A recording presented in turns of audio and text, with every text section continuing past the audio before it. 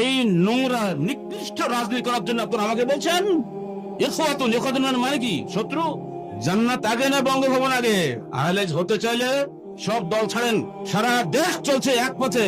কে কটা ভোট পাবে, একটা ভোট বেশি পেলো, ও বা তিনি হবে দেশের এমপি মন্ত্রী। কিসে আমলটা হয়? লাভটা কি? তো জীবনের লক্ষ্য কি? তোমার জীবনের লক্ষ্য বঙ্গভবন, আমার লক্ষ্য জান্নাত। পার্থক্য আছে না? জান্নাত আগে না বঙ্গভবন আগে? এক্ষুনি যদি মরে যায় ইনশাআল্লাহ জান্নাতে যাবো, এই বিশ্বাস তোমাকে নিয়ে কাজ করতে হবে। কালকে যদি রাজশাহী ফেরাসা গাড়ি অ্যাক্সিডেন্ট করে মরে যাই, ইনশাআল্লাহ আমি জান্নাতে যাবো, এই আকাঙ্ক্ষা নিয়ে আমাকে কাজ করে যেতে হবে। কিসের চীন, কিসের আরব, কিসের ভারত? সবই মুসলমানের। এই মুসলমানের জন্যই আল্লাহ পাক পৃথিবী সৃষ্টি করেছেন, কাফেরের জন্য করেন নাই। কোন কাফের জান্নাতে যাবে না, কোন বেদাতি জান্নাতে ঢুকবে না, কোন মুশরিক জান্নাতে যেতে পারবে না। জান্নাতে গেলে শুধুমাত্র হাদিস পন্থী খাঁটি মুত্তাকি পরহেজগার লোকের জান্নাতে যাবে। এত সস্তা। যারা অন্য দল করেন, আহলে হাদিসের ভোট নিয়ে যারা দলবাজি করেন, তারাই এইভাবে এগুলো করেছে। সারা বাংলাদেশ বহু প্রমাণ আছে আমাদের কাছে। জি না, আহলে হাদিস হতে চাইলে সব দল ছাড়েন। কুফরের রাজনীতি আর ইহুদি অর্থনীতি অবশ্যই তওবা করতে হবে। কুফরের রাজনীতি, ফেরকাবন্দির রাজনীতি, দলে দলে ভাই ভাই মারামারি লাগাই দাও, দেশের মধ্যে পরস্পর খুনোখুনি লাগাও, এর নাম নাকি রাজনীতি? আপনি এক দল, আমি এক দল, মিছিল বের করতে দেবে না, গাড়ি ধর্মঘট, রাস্তায় গেলে গুলি, লাঠি, মাথা ফাটানো। এমনি করে এই কয়েকদিনের মধ্যেই 133 জন মরেছে আর প্রায় 300 মতো আহত হয়েছে, সব পঙ্গু হয়ে গেছে। এর নাম কি রাজনীতি? ভাইয়ে ভাইয়ে মারামারি, এমন যে বড় ভাই ছোট ভাইকে মারে। এমনকি আপনি শুনলে থয় যাবেন, পত্রিকা পড়ে দেখবেন অনেকের বউ তালাক হয়ে গেছে। বউ একবার করে, স্বামী একবার করে, অত বউ তালাক। আছেন কোন দেশে?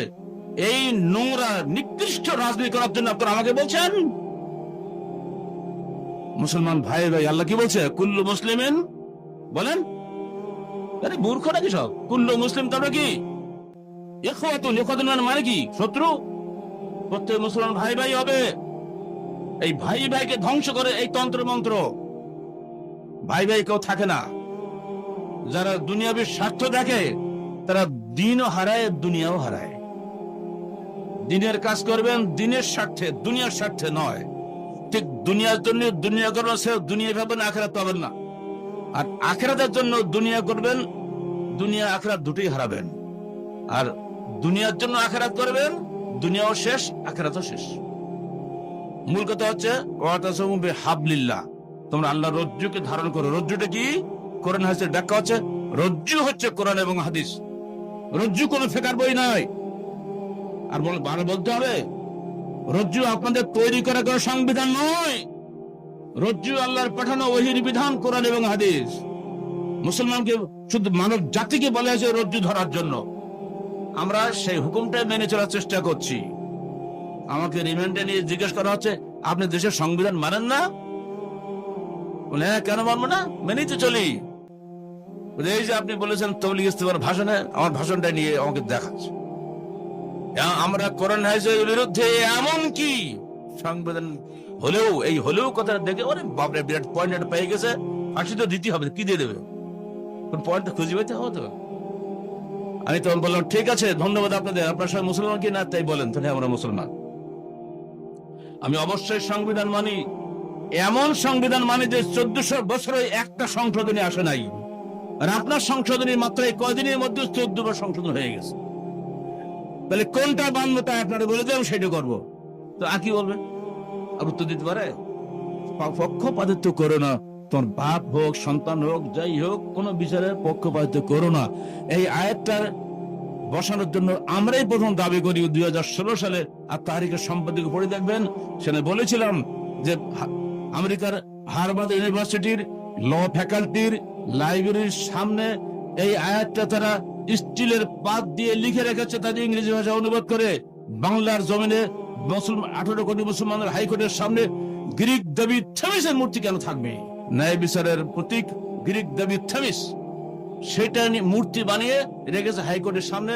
আগে যিনি প্রধান বিচারপতি ছিলেন হিন্দু, এস কে সিনহা, তার আমলে এই কাজটা করে গেছে সে। অথচ সেই হাইকোর্টের আইনজীবী জামাতও আছে, বিএনপি আছে, আওয়ামী লীগ আছে, কত লিখতে ঠিক আছে বাংলাদেশে, কেউ কোনো প্রতিবাদ করে নাই, ঠিক এইসব আইনজীবীরা। কিন্তু আলহামদুলিল্লাহ ইনি ক্ষমতা যাওয়ার সাথে সাথে এই বড় কাজ করেছেন। আল্লাহ পাক তাকে দীর্ঘজীবী করুন। এই নগদ কিছু লোভের জন্য পাগল হবেন না। 5 বছর পর পর ক্ষমতা যেতে হবে, এ ওকে খতম করার জন্য চেষ্টা করবে, ওকে খতম করার জন্য চেষ্টা করবে, এই করে করে ভোগে। গাদন খেলা ছোটবেলায় খেলতাম না, গাদন খেলা বোঝেন তো এগুলো নাকি? যার হারাতে পারবে গাদন খেলা করে এরা সব রাজনীতির নাম করে। মুসলমান ভাই ভাইকে ভেঙে দেওয়া ঠাই বানিয়ে দিয়েছে। ঠিক এই রাজনীতি, এটা কোশ্চেন কালে মুসলিম মানে জাতির ঐক্যের রাজনীতি নয়। পৃথিবীর সর্বত্র এগুলি চলছে, আমাদেরকে আপনি তাই করতে বলছেন? কোশ্চেন কালেও না। আহলে হাদিস আন্দোলন যে অবশ্যই একটি সার্বিক সর্বমুখী আন্দোলন, তার প্রমাণ আজকের এই জনসভা। যদি আজকে এখানকার এমপি সাহেব নিজেও যদি এসে সম্মেলন করেন, আমার মনে হয় এর শিখে লোক জমা করতে পারবেন। কিন্তু আমাদেরকে সব দলের লোক ভালোবাসা এই কারণে, আমরা যে কথাগুলো বলি কোরআন হাদিসের কথা বলি, আর কোরআন হাদিস আল্লাহ প্রেরিত চূড়ান্ত সত্যের উৎস। এই সত্য প্রত্যেক মানুষের জন্য, হিন্দু হোক, মুসলমান হোক, বৌদ্ধ হোক, খ্রিস্টান হোক, প্রত্যেক মানুষের জন্যই এই সত্য মহাসত্য লুকিয়ে রয়েছে। যদি কোনো মুসলমান এটা অনুসরণ না করে সে যেমন জাহান্নামী হবে, ঠিক কোন হিন্দু যদি হাদিস করে অনুসরণ না করে মুসলমান নয়, সেও তেমনি জাহান্নামী হবে। তো হিন্দু ভাইদেরকে বলছি, আমরা সবাই এক আদমের সন্তান, আমাদেরকে আপনাদের শত্রু মনে করবেন না। আমার সাক্ষাৎকার বেরিয়েছে এর সংখ্যা তাহারে করে দেখেন, বোধহয় গত সঙ্গে গেল নাকি, কি বলে ডয়েসে ভেলে কোথায়, জার্মান না, জার্মান বেতারের সঙ্গে আমার সাক্ষাৎকার নিয়েছে, ওটা আপনার পড়ে দেখবেন। হিন্দুদের সম্পর্কে আপনার মনোভাব কি পরিষ্কার বলে দিয়েছে। আমি শেষকালে বলে দিলাম, আমার রসুলের বাড়িতে খাদেম ছিল ইহুদি, যে রসুলের বাড়িতে খাদেম থাকে ইহুদি, সেই রসুলকে কি আপনি সাম্প্রদায়িক মনে করতে পারেন? আমার নিজের বাড়িতে পর্যন্ত একটা হিন্দু আছে, সাঁওতাল।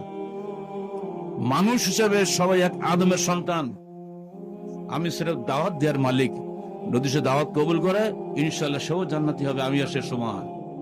কোরআনে মিথ্যা কথা নাই, লা রাইবা ফিহি, কোরআনে কোনো মিথ্যা নাই, পরিষ্কার বলে দিচ্ছে পৃথিবীর সর্বপ্রথম ইবাদত গৃহ হচ্ছে মক্কা। আর তুমি বলছো ওখানে মক্কেশ্বরী, গায়ে জোরে বললে হবে? প্রমাণ কোথায়?